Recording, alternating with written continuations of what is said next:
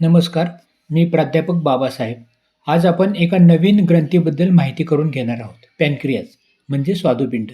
यामध्ये अल्फा आणि बीटा नावाच्या दोन प्रकारच्या पेशी असतात. यांचे काम अनुक्रमे ग्लुकॅगॉन आणि इन्सुलिन तयार करणे आहे. दोन्ही हार्मोन शरीरात फार महत्त्वाची भूमिका निभावतात.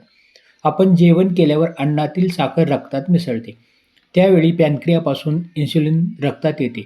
आपले शरीर पेशींनी बनलेले आहे. या पेशींना अन्नातील साखर ऊर्जा पुरवण्याचे काम करते. परंतु ही साखर डायरेक्ट पेशीमध्ये प्रवेश करू शकत नाही. साखरेला पेशीच्या आत प्रवेश देण्याचे काम इन्सुलिन करते. पेशीच्या पृष्ठभागावर रिसेप्टर्स असतात. थोडक्यात गेटकीपर. जसा तिकीट असल्याशिवाय सोडत नाही, तसे रिसेप्टर्स इन्सुलिनशिवाय साखरेला प्रवेश देत नाहीत. अधिक गोड खाण्यास मनाई यासाठी केली जाते की रक्तात प्रमाणाच्या पेक्षा अधिक साखर झाली तर जास्त इन्सुलिन तयार व्हावे लागते.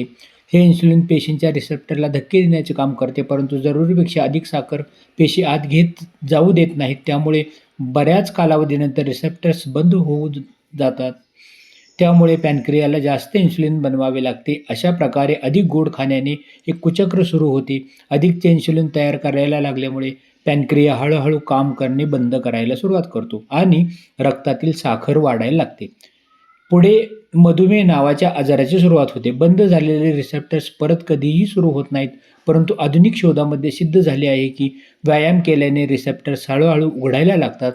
त्यामुळे जिमचा व्यायाम रिसेप्टर्सवर काम करतो आणि योगा पॅनक्रियाला ॲक्टिव्ह करण्याचे काम करतो.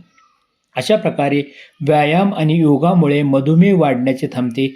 आजार झाल्यावर काळजी घेण्यापेक्षा आजार होऊच नये म्हणून काळजी घेतलेली कधीही चांगले.